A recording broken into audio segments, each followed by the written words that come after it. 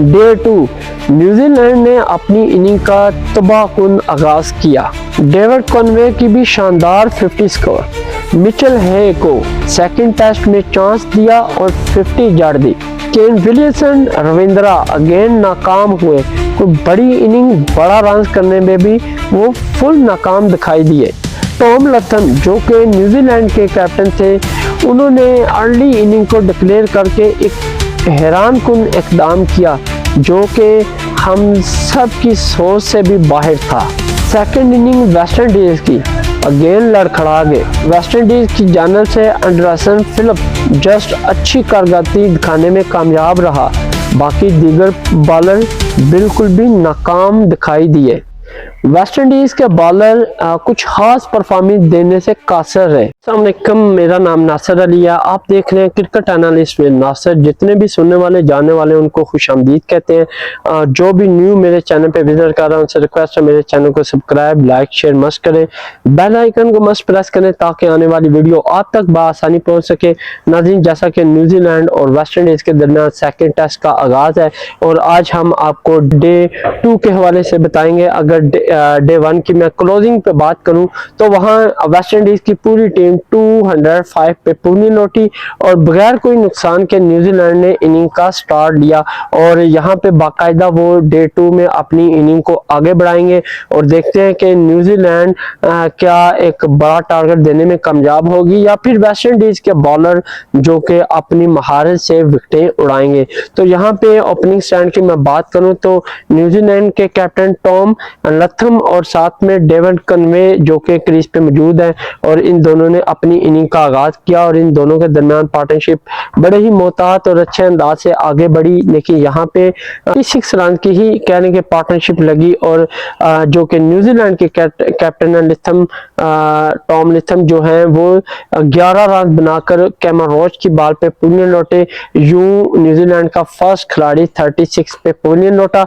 उसके बाद अगर बात करूं डेविड कॉनवे और केन विलियमसन जो कि दोनों ही मोस्ट सीनियर बैटर हैं और इन दोनों ने क्रीज को संभाला और ना सिर्फ संभाला बल्कि जम के खेला। अगर इन दोनों की मैं पार्टनरशिप की बात करूं, बड़े अच्छे स्ट्रोक खेले विलियमसन ने और उन्होंने वाकई ही बताया कि वो एक मोस्ट सीनियर बैटर हैं और उनकी जो शॉट्स हैं वो कमाल है। तो उनका बड़ा अच्छा फैन हूं कि बहुत जबरदस्त वो शॉट्स खेलते हैं और देख के बैटिंग करते हैं। अगर मैं कॉनवे की बात करूं तो वो भी पीछे नहीं हटे, उन्होंने भी बड़े अच्छे रन किए और बड़ी अच्छे स्ट्रोक खेले और वेस्ट इंडीज के बॉलों को चित किया। इन दोनों के दरमियान 67 रन की पार्टनरशिप लगी और स्कोर बोर्ड की बात करूं तो इन दोनों ने स्कोर बोर्ड को 103 पे पहुंचाया। यहाँ पे डिसमिसल हुए केन विलियमसन जिन्होंने 37 रन बनाए और ये इस टेस्ट फर्स्ट इनिंग में भी 50 ना बना सके। अगर बात करूं ये एंडरसन फिलिप का शिकार हुए जिन्होंने इस इनिंग में फर्स्ट विकेट हासिल की और अपनी टीम के लिए एक बड़ा कहने के बैटर को आउट करके एक बड़ा ब्रेक थ्रू दिलाने में कामयाब रहा। तो उसके बाद डेविड कॉनवे और रविंद्रा के दरमियान पार्टनरशिप का आगाज हुआ लेकिन रविंद्रा आते ही जस्ट उन्होंने 5 रन ही बनाए और कुछ ही देर वो क्रीज पे ठहरे और वो कुछ खास परफॉर्मेंस नहीं दे रहे। मेरे ख्याल में न्यूजीलैंड की मैनेजमेंट को चाहिए था कि रविंद्रा को यहाँ पे रेस्ट दे के कोई और खिलाड़ी को यूज करते तो शायद ये इनके लिए बेहतर होता और रविंद्रा के लिए भी थोड़ी रेस्ट हो जाती। तो मुझे ऐसा लग रहा है वो काफी प्रेशराइज हैं जिसकी वजह से वो स्कोर नहीं कर पा रहे। उनको चाहिए कि वो कुछ मैचेस के लिए अपने आप को क्रिकेट से दूर हो जाए और फिर वो ये है कि जब नेक्स्ट आएंगे तो वो कुछ अच्छा रन करने में कामयाब हो पाएंगे। तो थर्ड विकेट न्यूजीलैंड की 170 पे गिरी और ये कैमरन रोच का सेकंड शिकार हुए और बड़ा ही अच्छी बॉलिंग का मुजाहरा किया वेस्ट इंडीज के बॉलर ने। उसके बाद डेविड कॉनवे की बात करूं तो वो भी शानदार 50 स्कोर की उन्होंने और पहली 50 न्यूजीलैंड की जानिब से देखने को मिली सेकंड टेस्ट और फर्स्ट इनिंग में। और यहाँ पे कॉनवे की बात करूं 60 रन उन्होंने बनाए और ये भी रविंद्रा के साथ ही पवेलियन गए। यूं 4 खिलाड़ी 170 पे वेस्ट इंडीज ने पवेलियन भेज दिए न्यूजीलैंड के। और अगर कन्वे की बात करूं तो जस्टिन ग्रेव्स का ये शिकार हुए। उसके बाद डैरेल मिचेल और मिचेल हे, इन दोनों के दरमियान एक बार फिर पार्टनरशिप का आगाज हुआ और शानदार पार्टनरशिप इन दोनों ने दी। अगर इन दोनों की बात करूं तो 73 रन की पार्टनरशिप दी। जैसा कि डैरेल मिचेल की मैं बात कर रहा था कि वो हर ही मैच में चलते हैं, यहाँ भी वो ज्यादा स्कोर तो ना कर सके लेकिन एक बड़ी पार्टनरशिप लगाने में कामयाब रहे, क्योंकि मिचेल है इनके साथ मौजूद था और उन्होंने शानदार 50 स्कोर किया और अपनी इनिंग को यादगार बनाया। सेकंड टेस्ट में उनको चांस दिया गया और उन्होंने इस चांस को खूब एंजॉय किया, ना सिर्फ एंजॉय बल्कि 50 स्कोर लगा के अपने कोचेस को एतमाद को मजीद बहाल किया। यहाँ पे मैं बात करूं डैरेल मिचेल की तो 25 रन बनाकर वो पवेलियन लौटे और एंडरसन फिलिप का ये शिकार हुए जिन्होंने इनिंग में सेकंड खिलाड़ी को आउट किया। अगर बात करूं तो 190 पे न्यूजीलैंड के 5 खिलाड़ी पवेलियन गए।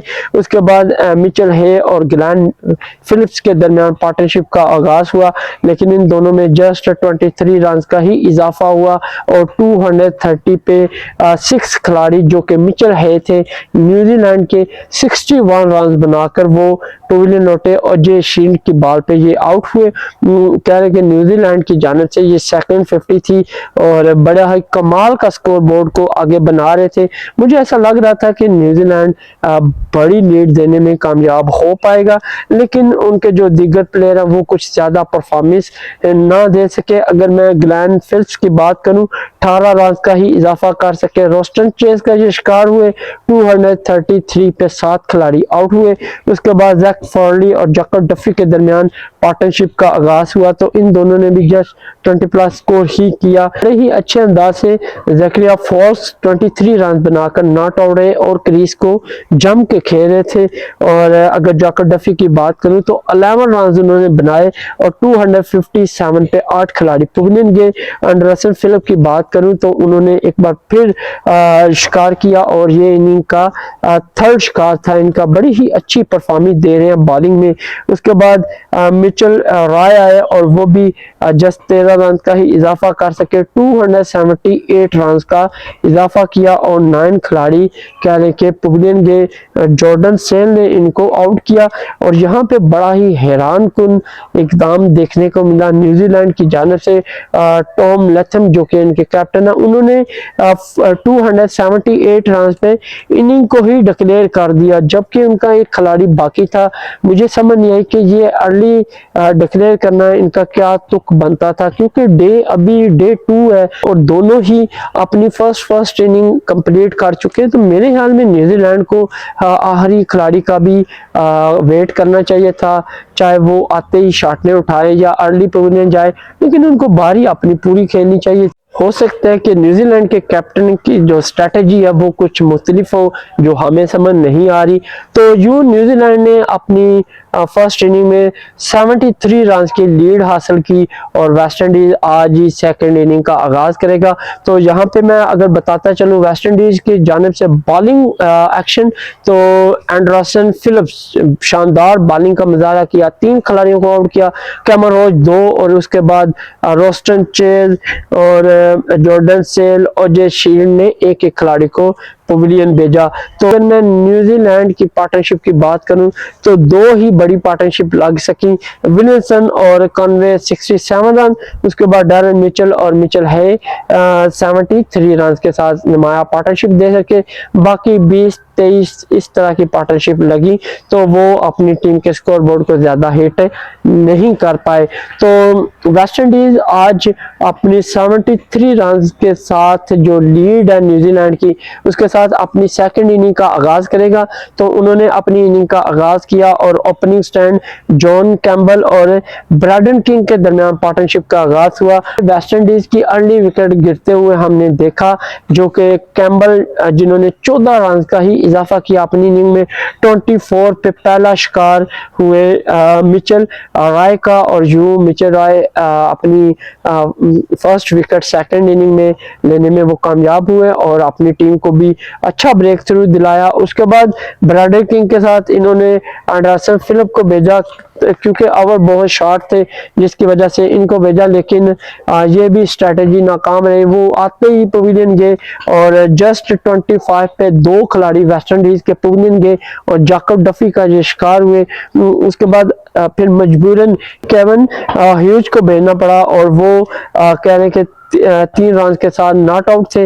और अगर ब्रैडन किंग की बात करूं तो 15 रन बनाकर वो भी नॉट आउट रहे। तो ओवरऑल स्कोर की बात करूं तो 10 ओवर इन्होंने खेले, सेकेंड इनिंग में 32 रन बनाए और इनके 2 खिलाड़ी पवेलियन है। तो देखते हैं वेस्ट इंडीज 73 रन यही 2 खिलाड़ी जो हैं वो लीड को मुकम्मल कर पाएंगे या फिर डे 3 में न्यूजीलैंड अर्ली कहने के अटैक करके बॉलिंग का वेस्ट इंडीज को पवेलियन भेजने में कामयाब होगा और उन्हें कम टारगेट पे आउट करने में भी कामयाब होगा।